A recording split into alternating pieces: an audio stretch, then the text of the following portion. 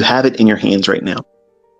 You just haven't used it enough to see the results that you're requiring, whether you accept the fact that that's what you're waiting for or not.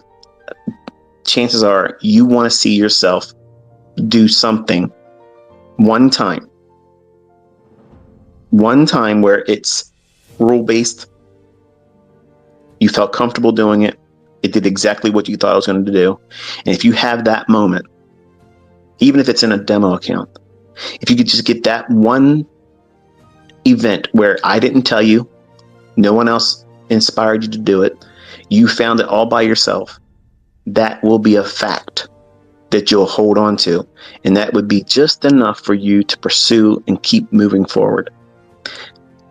Others may require that same thing, but with a live account. And that's why you foolishly sometimes try to do it with real money, or you rush to try to get a combine with it. And then try to do the same logic once you get funded. Should you get funded and you either blow it or cause so much damage that it's pointless to consider going forward with it. My son Cameron, as I mentioned, and you've probably already seen, Top Step was very forthcoming with sharing, what he was able to do. And he's received 2 payouts. He passed 3 of his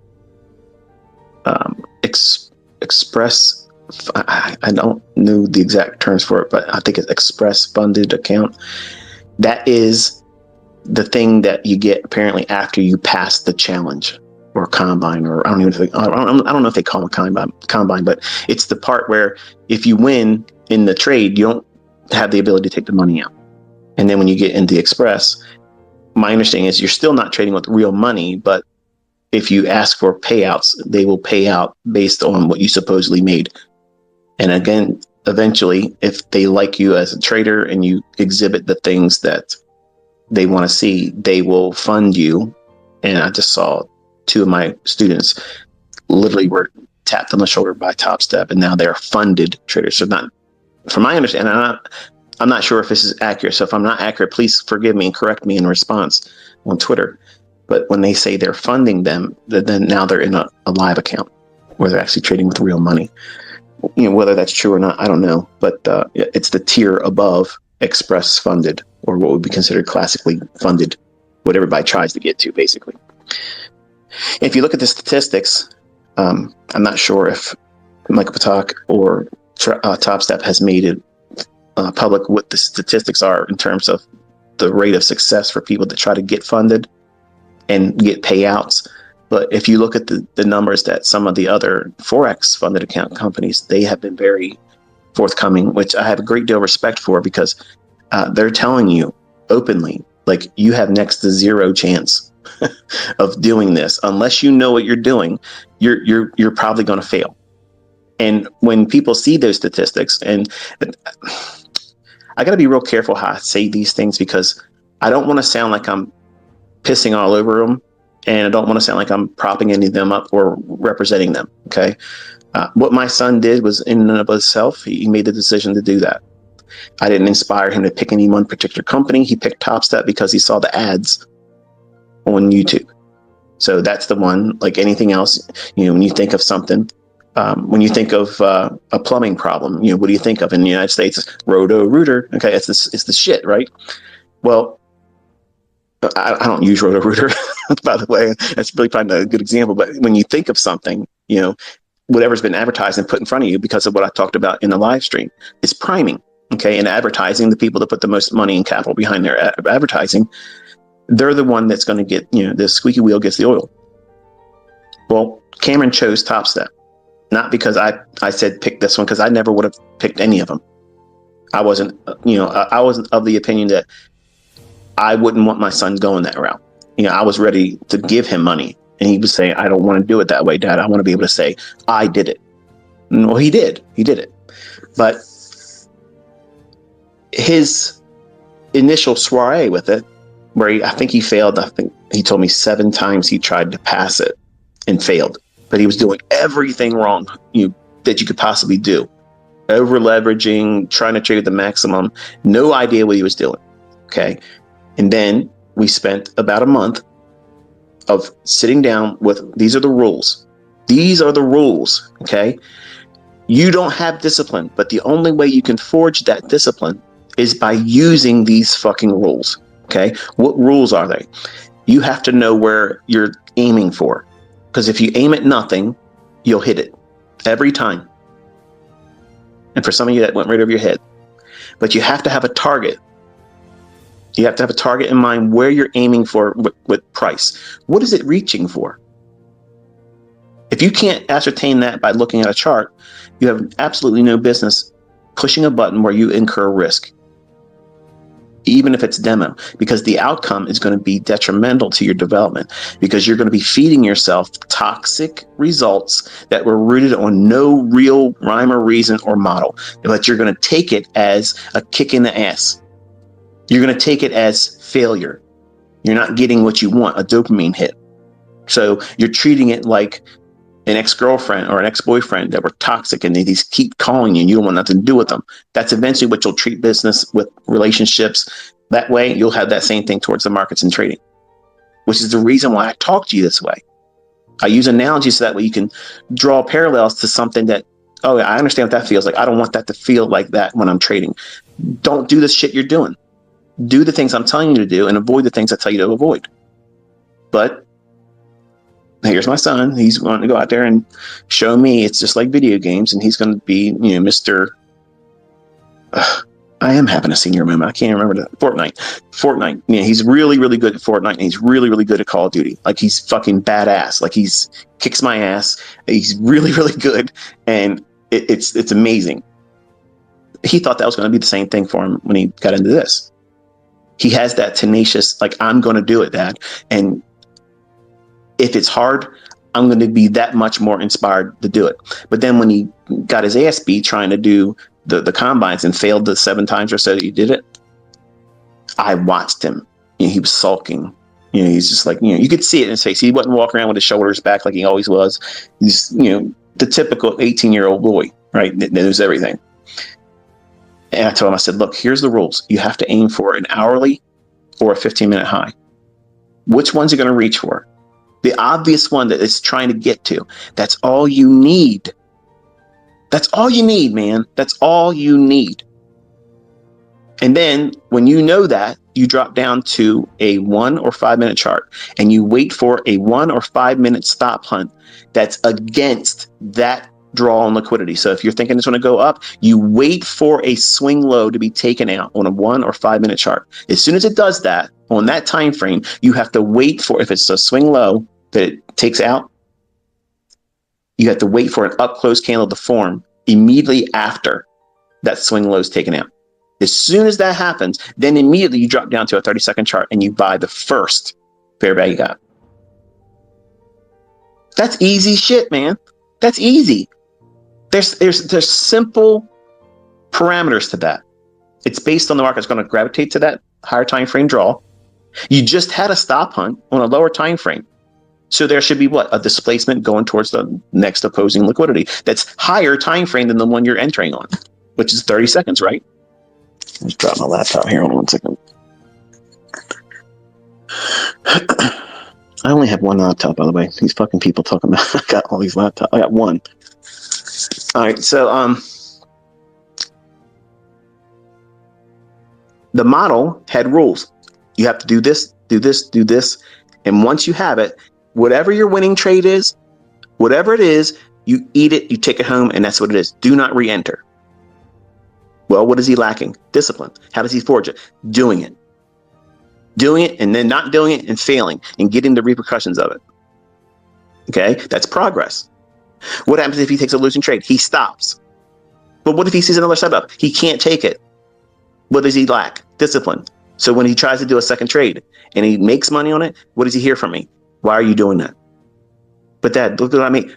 Why did you not listen? The whole point of this is for you to forge what? Discipline, following a model, because that will yield you the results. You coloring outside the lines is not you following the rules. The wins that you make outside of your model are not to be celebrated. That's you cheating on your wife and getting away with it. That doesn't mean keep doing it, or it's good because her feelings didn't get hurt, or vice versa. I'm giving you an extreme that maybe it doesn't fit you in a sense of an analogy, but in my mind, you are cheating on the model. You're not giving it time, energy, focus that it requires, that it deserves. I took the time to sit down and write this model up, gave him the rule-based ideas that he has to follow. Any deviations outside of that, if it's a win, I don't give a fuck about that win. That doesn't matter. That is a losing trade to me. It doesn't mean shit to me. How can you measure that? That's not part of the equation here. It's outside of the logic. So you can't champion it. You can't give it its props and say, yeah, look at this. Who gives a shit about that? And that's what some of you might be doing in your early stages of your progress. You're doing things outside of a model. And when you win, it's gain, it's profit. I feel good. Yeah, woo, this is what I want to do. And to make it feel better, because even though I know I feel a little guilty about it because I didn't really know what the hell I was doing and it worked for me, I'm going to share it on social media. Because if I get some likes, that dopamine hit will overcompensate for the fucking things I'm feeling that are rooted in guilt and reality, that it wasn't really rooted on any logic or model. It just happened to work out that time. So the facts are, my son beat the statistics. He went out there and not only did he get on the other side of those 7 losing attempts to try to get a funded account, he went out there and got 3 of them all at one time. He used all 3 of them at the same time and then passed them all. Then told me, he said, I want to use one of them and just try to see if I can do what you're saying. Ultimately, he showed progress. He had days where he did what he was supposed to do, but didn't do it all the time. And eventually it caught up with him. And on Friday, he burned the last $800. And his logic was, I don't care, because I'm going to start a new one. And I didn't do what I was supposed to do with this one. So I got 2 payouts. I took something from it, an experience, and I got paid. So I look at it as it's a win-win for me, Dad. I'm like, well, I guess that's a good way of looking at it. But if you don't take what you learned from this one, it's going to repeat itself in the second one and the third one. And then if you blow them, guess what you have to do? You have to start a new one or do something else. So what's your plan? Because I want to trade with 1 micro contract like you were telling me to do in the beginning. I wish I would have listened to that, but another way, I like the fact that I did what I did because I made $1,540. I got 2 payouts and I did it all in 1 month. And for me, it feels great. And I'm like, I'm proud of you. In that regard, I'm proud. I'm proud that you now are inspired to do it. So the facts are, he has now been bitten legitimately. He'll never not trade now. He'll never not want to do this. And that's what I want. I want all my kids to have that. Now, is $1,540 a lot of money? Fuck no, it's not a lot of money. Literally, it's not. I spent more than that at Target last night buying shit that my wife doesn't need. So the point is, the $1,540 is literally nothing. But from my perspective as his dad, I see him doing something that I want all my kids to do. What I've spent my entire life in pursuit and perfecting, he did it. He canceled all the bullshit that people say that this stuff doesn't work. That you have to have an overcomplicated approach that doesn't have any statistical probability, and you lose money trading on ICT smart money concepts. My 18-year-old son went out there and literally on his own effort did everything.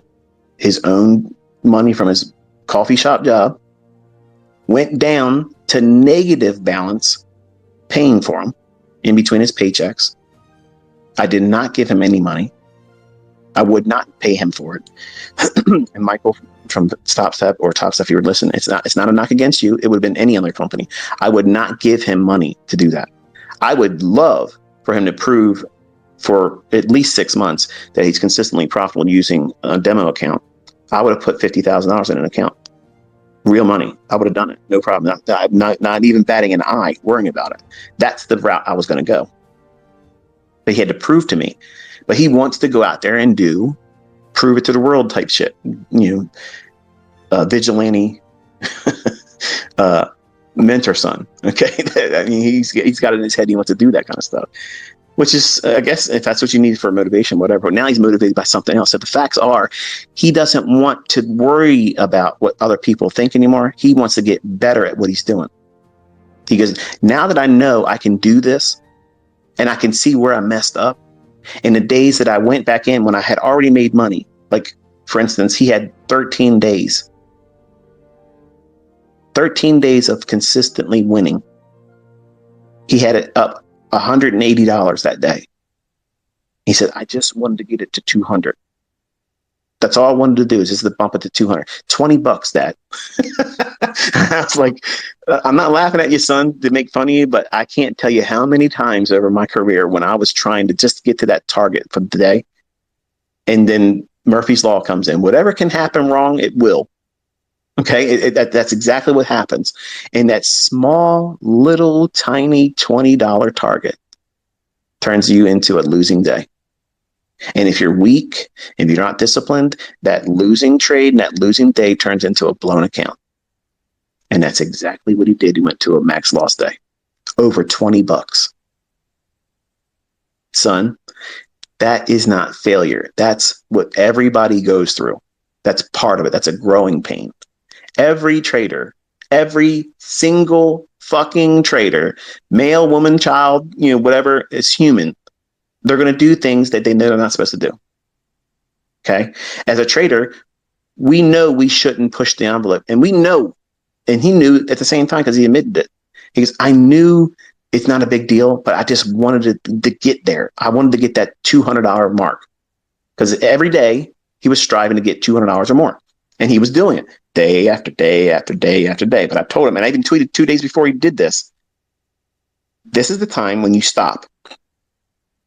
You stop, sit still, let the advancement, experience, the progress, the money that you've earned, let it find its way in you and relish it. Just really enjoy the fact that you did it. Let there be time between you hitting that $3,000 mark that was your goal. That's great.